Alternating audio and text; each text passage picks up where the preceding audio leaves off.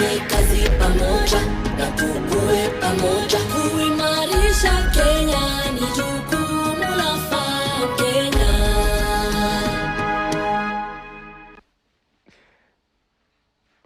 Well, a very good afternoon to you and welcome to the Farm Kenya show. I'm Nokip Kimbo, and today we have a very interesting discussion. This touches on where agriculture in Kenya and food production specifically is heading. Post-COVID, we had an awakening as a population, as a people, and people realized that the way you eat really matters. So lots of people started moving towards eating better. And eating better now came with that particular demand of seeking out, where does my food come from? How is it produced? What are the inputs in this production of this food that finally ends up in my system? And we saw a larger embrace of organic food products, which are produced organically. And that sector has been growing. Now organic producers, when it comes to input, talk about organic fertilizer, organic ways of controlling pests and diseases also started being embraced. And where we are right now as an ecosystem, as a country, is a place where there is a lot that has been achieved, but there is more to be achieved. And to be able to do this, all sectors, all hands have to be on deck. That's why today we are unpacking this sector of organic farm inputs and their regulation and where we are and what can be done better in that sector. And in studio I have Mercy Ndirangu, who is a standards officer at KEBS. Welcome very much to this particular show, Mercy. Thank you for making time to speak to us. We also have Pramila Mwibanda, who is a project lead at ISFA. And ISFA has been actually very critical. They are the intersectoral forum on agrobiodiversity and agroecology. Very lengthy name, but very, very important still. And lastly, at the far end, we have Mr. Baraso Anyonyi, who is the head of registration department at the Pest Control Products Board, PCPB. Ladies, gentlemen, welcome to the show. Now, it's quite interesting. We have to lay the foundation here in regards to organic farm inputs, okay? This is absolutely critical because these days everything is tagged organic and you're not able to tell, okay, how am I able to tell this is organic, this is inorganic? And I'll start with Pramila at least, because you guys have been pushing for organic uptake, structuring of the sector. Just lay the foundation for us. When you talk about organic farm inputs, what are we talking about? Okay, thank you very much, No. When I talk about organic inputs, we can look at them from three angles. They are the seeds. We have fertilizers, which are used to enhance plant growth, and we also have pest management products.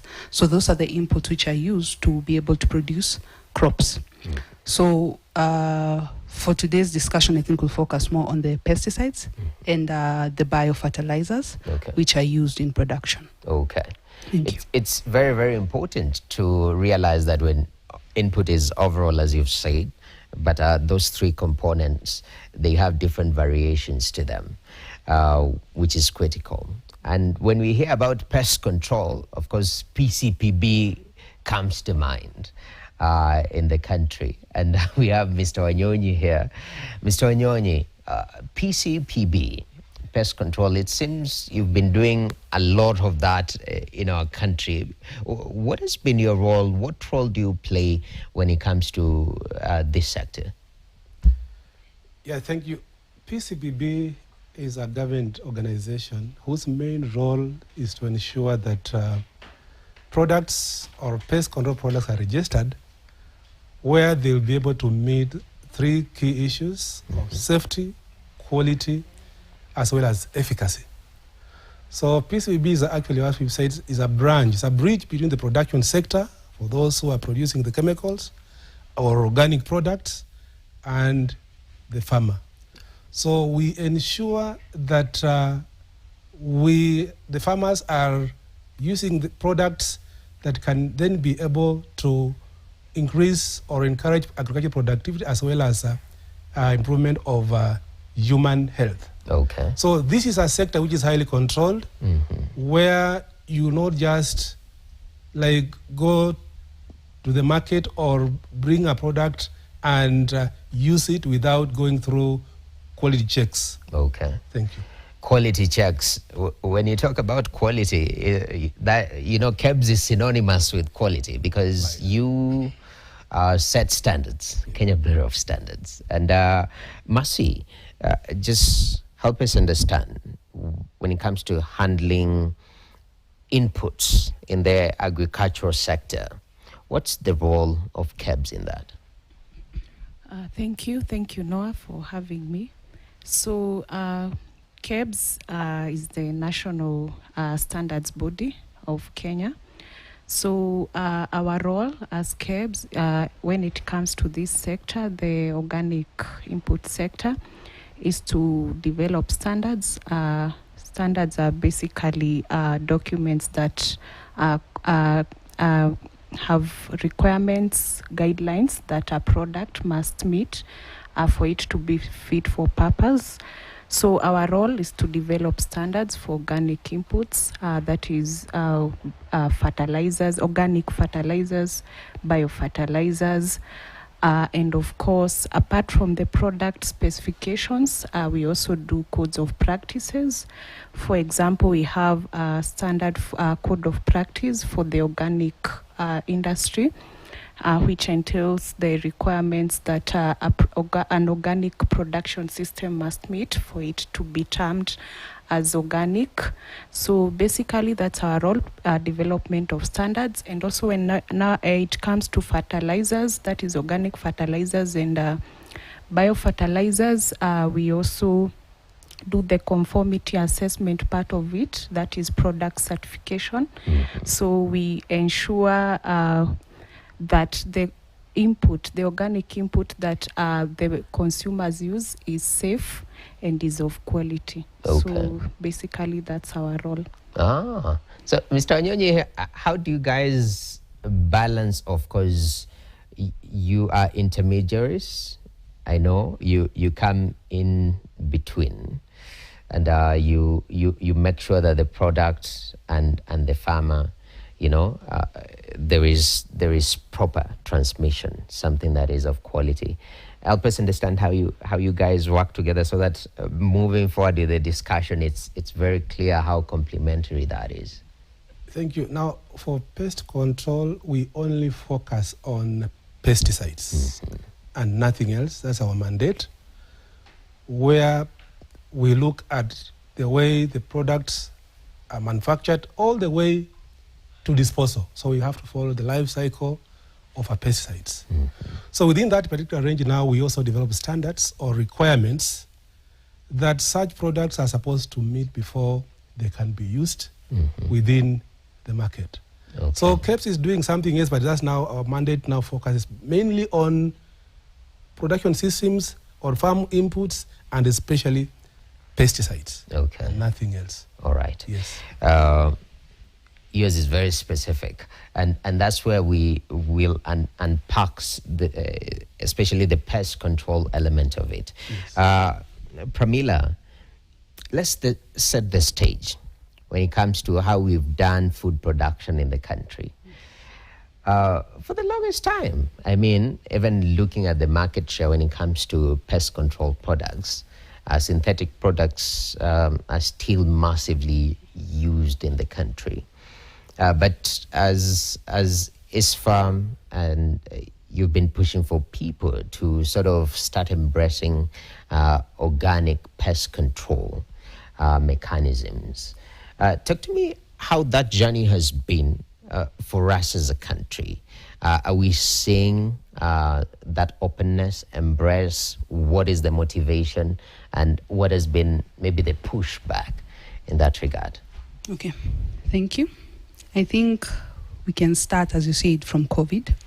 We notice there are issues with how we're producing our foods. People are very scared that they may die from COVID, and it made them ask questions.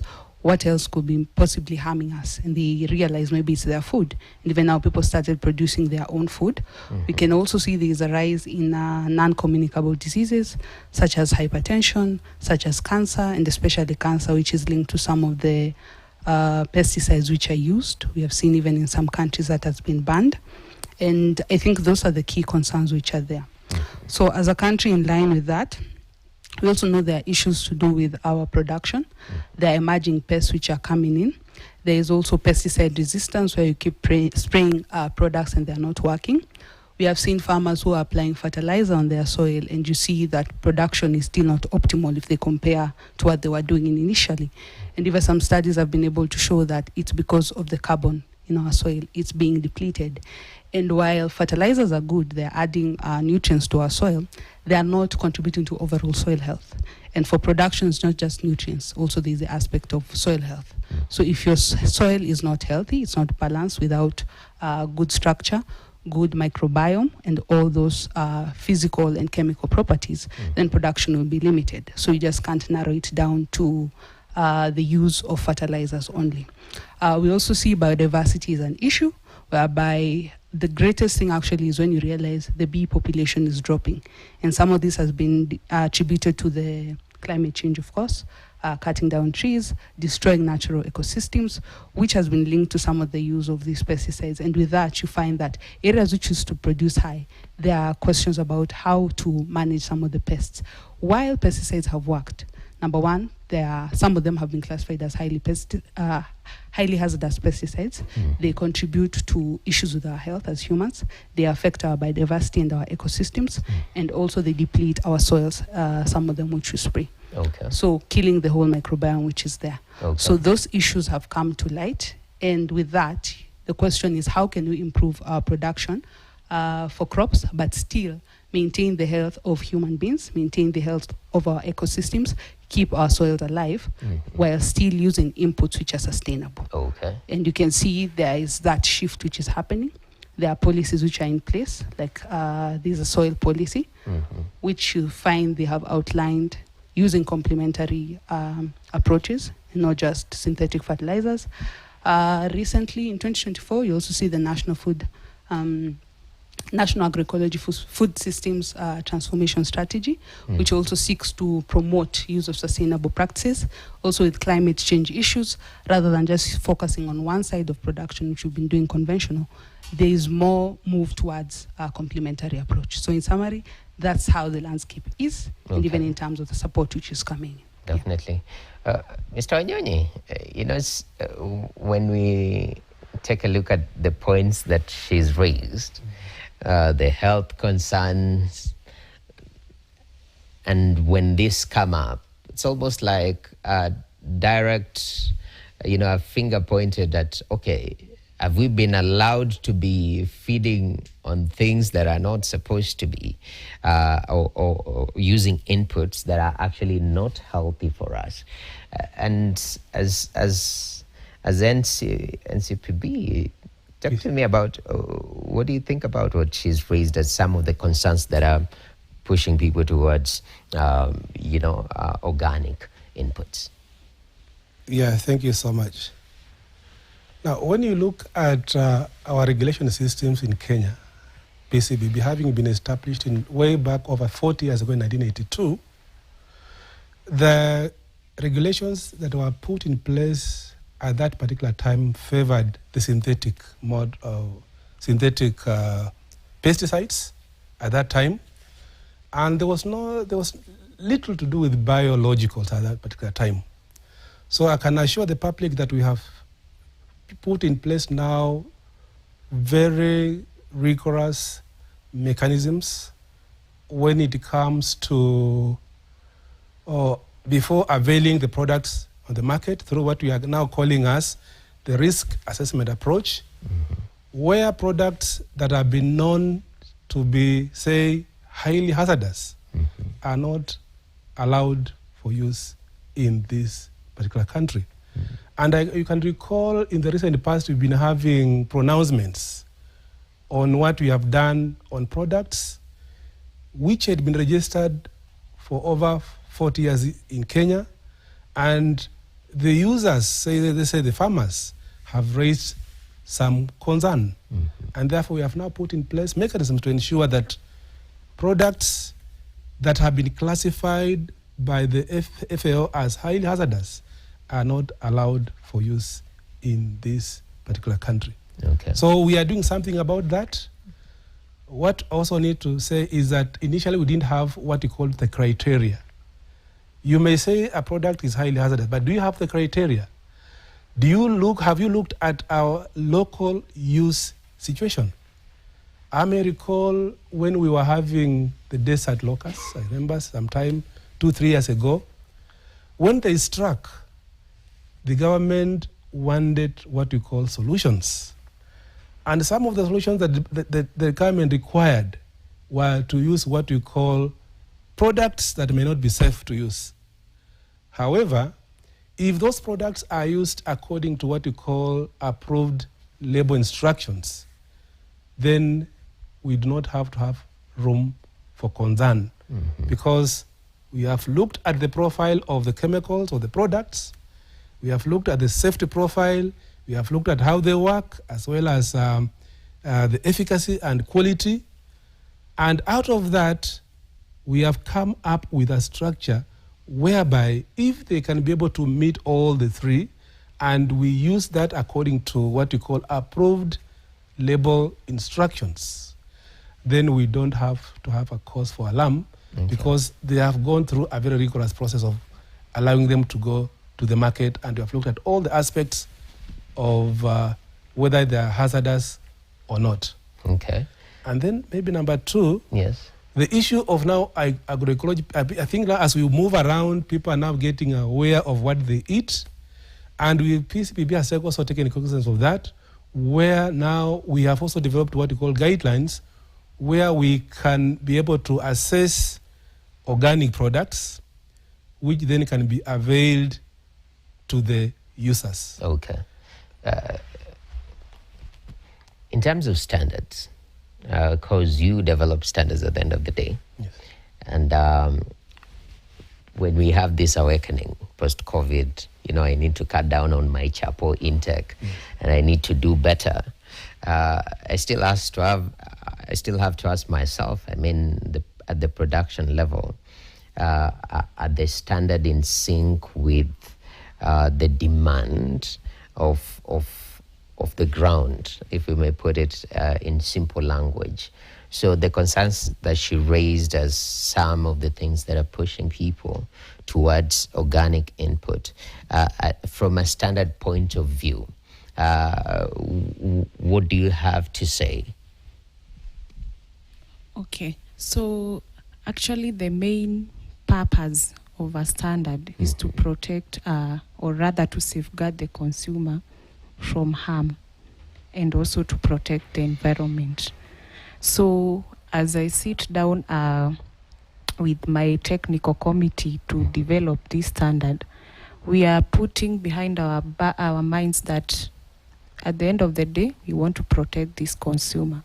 So even as we develop this standard, we are leaning towards putting requirements, putting specifications that we are sure that at the end of the day, this product, if it meets this standard, the consumer is not going to be harmed. And for example, when we talk about, for example, a standard for organic fertilizer. So as we develop these standards, of course, standards are risk-based and also are based on scientific data. So every requirement that we have put there, we try as much as possible based on this risk assessment and scientific data to make sure that at the end of the day, the consumer is protected, the environment is protected, because in the specifications you'll see issues to do with the microbiological limits, the pH and all that. So we assure that the consumer and the environment is protected, and also from the manufacturer's point of view, because again, a standard is just, it sets down the minimum requirements that a product must meet in order for it to again protect the consumer and the environment, and also facilitate trade. So in addition to us protecting the consumer, we have the aspect of trade facilitation. So the standard is coming in very handy to protect this consumer, and also to protect, or rather to facilitate the market. So we're also taking care of the manufacturer, so that as we also protect the consumer, we are not very strict such that we restrict trade. So when it comes to protecting the consumer, that's the main role of the standard. Yes. Pramila, with your concerns, do you feel, what do you think the role of KEBS and also NCPB? Do you feel there is more that could be done? Because there is a balancing act here. There is commercial production, there is the location and the challenges that we face as a country, as a continent, that need some of these interventions that do not necessarily cater to or do not fit into the organic, safe, even, I can put it, quote unquote, very healthy. How do you think they should find that balance? Yeah, I know, especially as PCPB sits here, they are not, or KEBS sits here, they are not here to regulate conventionals or organic alone. They're supposed to create a sector whereby inputs are of quality, number one, and they are safe to the environment and to the humans. While they are making strides, of course, there is more we feel like they can do. And I also want to commend them. Number one, for KEBS, I know initially when we launched this policy brief, we raised some issues. Like right now, they have the East African Organic Fertilizer Standard.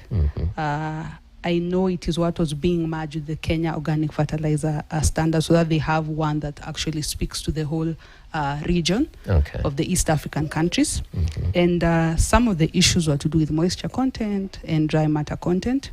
And I was happy to know when I was calling to follow up on some of those issues, they had picked it up to reflect actually values which are actually practical rather than what was there before. And I think that has shown us actually that there's an initiative from their end to actually make this a business environment whereby organic input manufacturers can be able to thrive. But as he said, when they were doing the standard, some of these products are not there. So for instance, on the side of KEBS, something like biochar was not there. So there are no standards for organic soil amendments. And I know they are currently developing some of them. And even when we called her for one of our forums, she told us if there are issues, you can come and you'll be able to speak and be able to resolve. There are some of them which are being resolved. There are some of them we still have issues, especially with the high costs. The cost for registration of products can be quite high. So there needs some improvement on that. Definitely. Now, when we come to PCPB, I know it's a very heavy area, but I'd first say we commend the CS Mutahi Kagwe, number one, because he was able to come in and withdraw some of the highly hazardous pests, to be specific, 8 molecules. There are still some which are in the market in relation to toxic business report that was launched by one of a key organization. And they're able to bring out some of those. While they have started, we know there's still more that can be done. Definitely.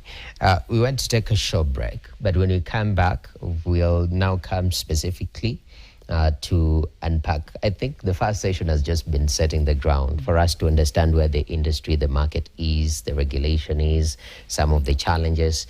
But we want to take this break. When we come back, let us unpack now specifically when it comes to organic pest control products. Where are we in terms of uptake?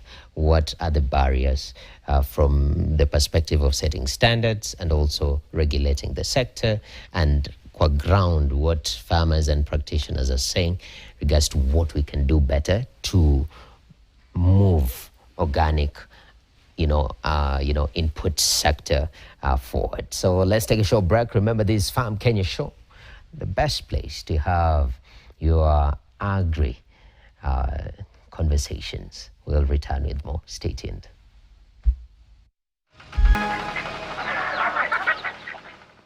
All right, welcome back to the Farm Kenya show. And today we are having a very interesting conversation in regards to organic farm inputs. The other half, we were setting the foundation to understand the dynamics, who does what, from a macro perspective, the regulator setting standards, and exactly what the concerns of the sector are actually. But right now we want to go specifically this issue of pest control, which has its own dynamics. For starters, we are located in the equators, so of course when it comes to pests and diseases, it is a major concern and a factor that you have to you have to factor in when you're doing farming.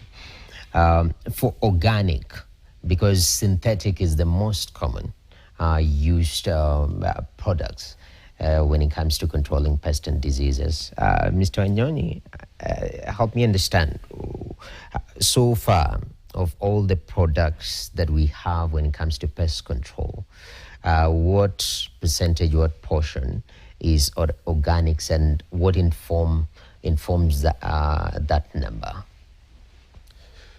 Yeah, thank you. As I said, when it comes to the synthetic pesticides, they have been used for a long time, yes, and therefore people use what they know most. Mm-hmm. So when it comes to now the number of products that have been registered which are synthetic, they are about 2,400 in Kenya, and the number of organic products are roughly, they're coming to around 200 products. Mm-hmm. So you can now see the number of organics and synthetics. So because of the awakening of the consumer about what we say unsafe synthetics in general, we have put into mechanisms in place to ensure that we do what we call fast-tracking mechanism, where now we have separate requirements for organics, mm-hmm, which are not as stringent as the requirements for the synthetic pesticides. And with that, we have seen a very big improvement on manufacturers of the organics now coming in to bring in those products so that now the farmers can be able to use them. Okay. Yes. That's quite interesting. As you set standards from KEB's point of view, especially for pest control, organics, what does that look like? PCPB say they have to ease in a little bit to make it a little bit easier for players to come in. From a standards perspective, how do you guys handle this issue of pest control organically? Okay, for KEBS, pesticides are not part of our product certification scheme. Okay. So our role as KEBS when it comes to pesticides, both synthetic and the organic ones, is to develop standards.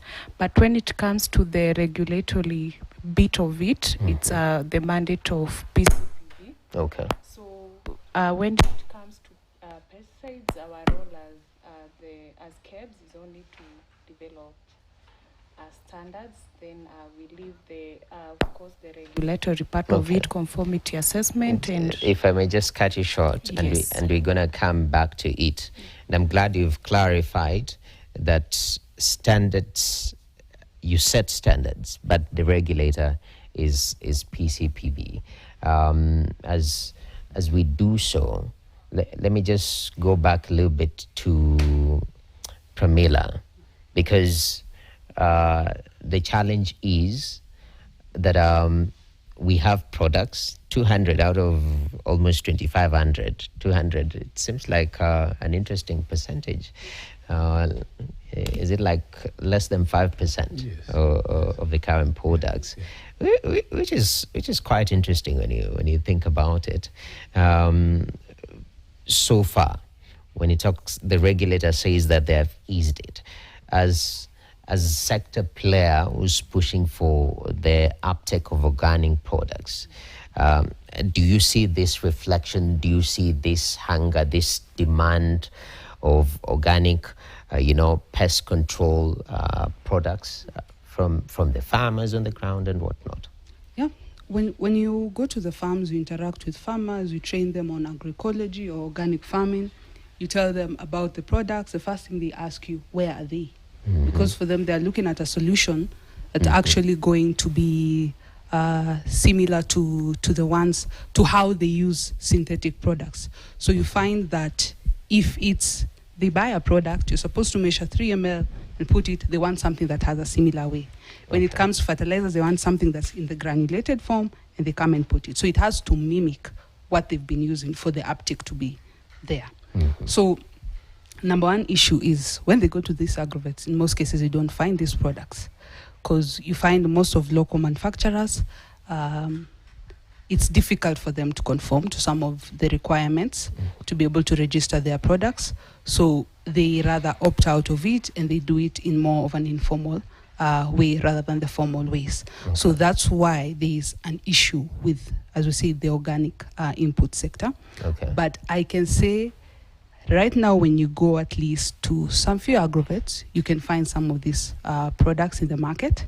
But you also recognize that the nature of some of these products, you may not get them in the agrovet, because they may be live microorganisms, they could be live insects which are parasitoids, or they feed on other insects or pests like that. In terms of fertilizers, you may find maybe they break down after some time, so they may need to come in a certain form. So there are all those dynamics which I think the sector is trying to adapt to. And as he said, they are making a regulation or guidelines that will be able to be easier and less strict, or don't have the ticking points for conventional products. Then when it comes to PCPB, as you can see, they have specifically a standard for organics. And the ones which are not there, you may find them in the process of developing it through specific committees which are there. So the demand is there, it's growing. The sector is recognizing.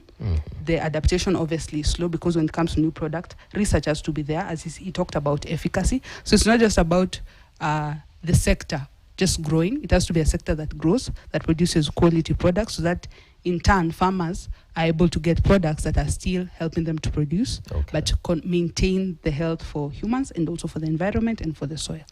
Yes. Mercy, initially you were talking about KEBS and the way you set the standards, especially for these organic products, and you are looking at it specifically on pest control, pest and disease control. What are the factors? Is it sort of global? Because this is also an emerging sector, nascent, and sometimes when a sector is pretty young, with regulation you can either prop it up or kill it, and regulation is with them. But when it comes to standards, what informs how you guys set those standards? How does that look like currently as we speak? All right. Standards are, we say they are market driven. And when we talk about them being market driven, we mean they factor in emerging issues, emerging trends. And based on that, we are also, when it comes to standards development in this area of organics and agroecology, we are starting to lean on also, because again, when it comes to organics, this is consumer driven. So we also factor in the emerging issues. For example, now when it comes to the use of pesticides and trying to just set standards that factor in biodiversity conservation and all that. So we are starting to develop. Recently, we launched a technical committee, because standards are set by technical committees. Those are units made up of experts in a certain industry. So recently, we launched in addition to the organic and production and organic products technical committee, we launched a technical committee for sustainable agriculture. So we just try to lean on what does the market want. Do they want the organic production systems? Are they into sustainable agriculture? So standards are I would say they are market driven. So what the market wants is what we give. Okay. Yes. Mr. Anyonyi, you guys do make it very difficult to register some of these organic products, because initially you had said to encourage uptake. You've allowed, there is that level of enablement that PCPB is doing. This registration issue, is it still a challenge, as Pramila noted? Thank you. When you look at the standards for biologicals for Kenya, I think Kenya was the first country to have standards or requirements for biologicals from the year 2006. And then recently in the East African region, we took the Kenyan standards and worked on them so that it can become a regional approach. And we speak now, the regional standards were approved and they have been domesticated for use in Kenya from the year 2024. So having now we are using the East African standards on biologicals, but we still seeing our companies saying that the requirements are still not very favorable for them. So the steps that we have done as PCBB is that we've called our stakeholders. 2 months ago, even we called our stakeholders, which include now the international manufacturer of biologicals in Kenya and all over the world, including the Agrochemical Association of Kenya, where we went again through the requirements and we realized that there are some areas that might require what we call data waiver with a scientific justification, so that we can make things to move very fast. Because as far as we are concerned, we had said we go through the fast track way so that these biologicals can be able to be availed to the users very fast. For example, for a synthetic chemical to see the light of day in PCBB, it will take at least 2 years from the time somebody launches the reports and to the time that the product will now go to the market. But for biologicals now, we are saying within 6 months to 9 months, we should be able to have these products running use, because once the products become ready for discussion, we don't have to queue them because it's fast in, fast out.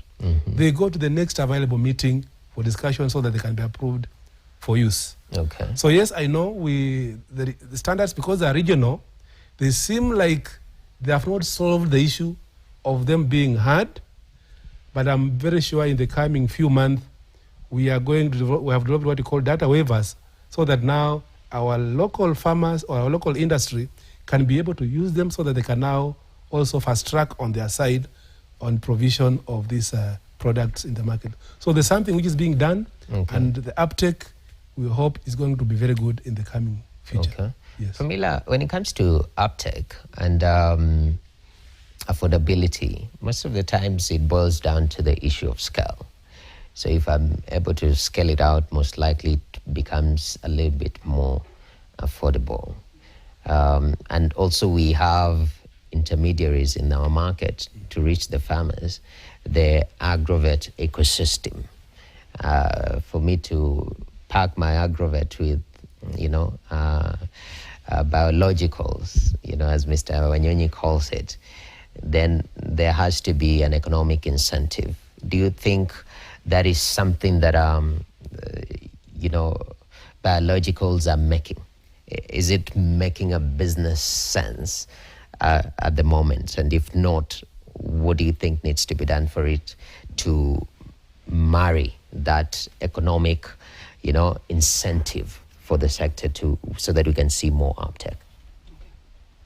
I think when you look at making economic sense, if you narrow it down to money alone and looking at the short-term effects and long-term effects, all these things have to come into play. Because you need to look at if you compare buying a fertilizer or a pest control product from the agrovet, you come and spray, you see instant effect. You harvest your products, you take them to the market. That seems like a good ecosystem. Now, once you destroy your soil and you need to rehabilitate your soil and to go through and that's what actually currently why we are experiencing what we're experiencing, and even why the sector is even adapting, is because of, as you say, this resistance of some of these pesticides. There's still low production in our soils, even when you add the amount of fertilizer you're putting, because we've destabilized the natural state of our soils, so they can't produce enough. So when you look at it in economics sense, farmers are spending more to buy inputs, but they're not getting the outputs which they are expecting. It's made even worse by climate change. So that's why there needs to be a shift to the use of some of these biological products, or rather organic products. And you see there's even the push to use IPM approaches, integrated pest management, and there's also integrated nutrient management, whereby you're not just relying on fertilizers alone or pesticides alone. There's a guideline on how you're using different approaches. There are very many, and also it narrows down to what is available in your area and what works for either a large scale or small scale farmer. Okay. So if you narrow it down just to the money of planting a product and taking it to the market, maybe you may miss some information there. But if you look at the long term and all the other adverse effects which are happening to our food systems, because it's not just about production, it's a system in how we produce our foods, then you realize there is a business case, and actually farmers who've realized are integrating some of these products which are more sustainable within their farms. All right. Yeah. Mercy, standard setting, the business element of it, because it's operating within economic confinements at the end of the day, for biologicals, for organic inputs, when you are setting up standards. Is that a major aspect of it when it comes to considering the costs, the initial costs, the business proposition, and also the long-term effect? What she says, that it might be expensive, or this one might be cheaper, but in the long run it's going to cost you more money. Are those factors that are come at play when you're also setting standards for some of these sectors and products? Yes, and that's why I began by saying that standards are, in addition to protecting the consumers and the environment, we also factor in the trade facilitation part, or a bit of it, such that as we sit down with the experts, we don't put in the standard very restrictive requirements or very restrictive specifications. So as we set these standards, we try to ensure that we are not going to harm the consumer or the environment, but at the same time we are taking care of these manufacturer.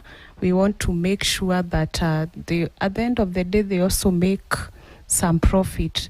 So as we develop standards, we try to ensure that all of these people come into place. And for these technical committees which develop standards, because as KEBS we are the secretariat, we facilitate the process, but the process owners are the experts, which include the people from the industry, that is the manufacturers. Then we have the academia, people from universities, research, and then we have the regulators now.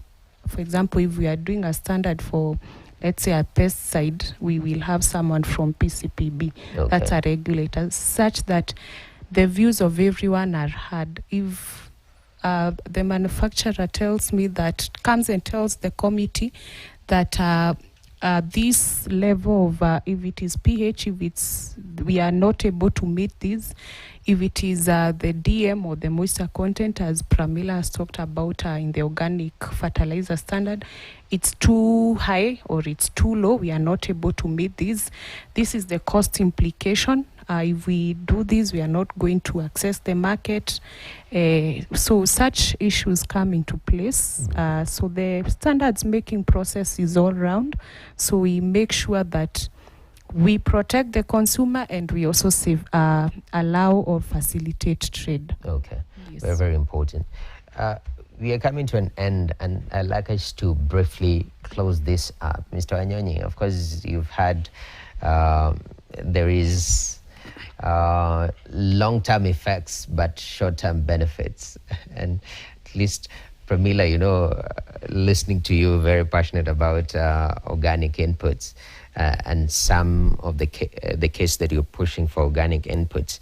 I don't know, as we finish this up, Mr. Anyonyi, as PCPB, are those normally considerations, the long-term effects of many of these products?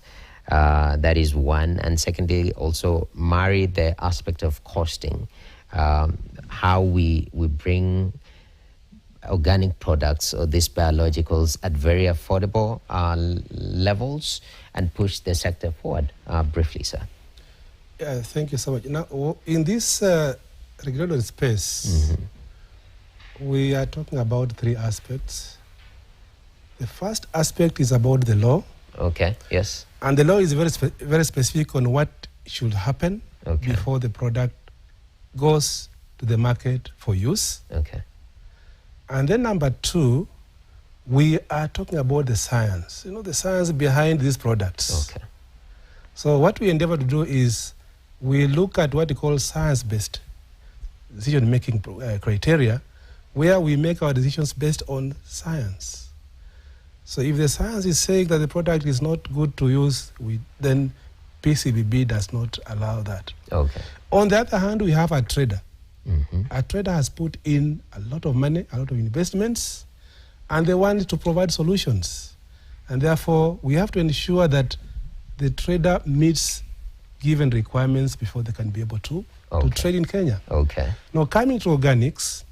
Yes, briefly, sir, because we have in less than 20, because we are wrapping up. Coming to organics, I think we need to have what we call social behavior change. Okay. So that now farmers can adopt the use of organics, because farmers are used to having quick knockdown. They want quick results. Yet for the organics, maybe it will take some time for them to work. So we need to have what we call social behavior change so that we can embrace the use of organics. Okay, thank you. That's very important. Pramila, in less than 20 seconds, where do you foresee Kenya and organics, especially with these changes from the regulator, from the standard setter, in less than 10 seconds? I foresee continuous collaboration. Okay. Looking at all perspectives from an angle of maybe true cost accounting, so that you just not look at the profits and productivity only, but all the other effects which are there, not just in the short term, but also in the long run, to be able to improve and see what changes are going to make. If whatever is changing now, I wonder what will change in the future. All right. Thank you very much. Marcin Dirangu from KEBS, Mr. Barasa Anyonyi from PCPB, and Pramila Mwibanda, project lead at ISFA. Thank you very much for adding your voices to this important conversation. That's been Farm Kenya today. Thank you very much for joining with us over the past 1 hour. My name is Noah Kipkemboi, and bye-bye for now. Unalima ardhi, mlango wa kulima kuwa mshindi.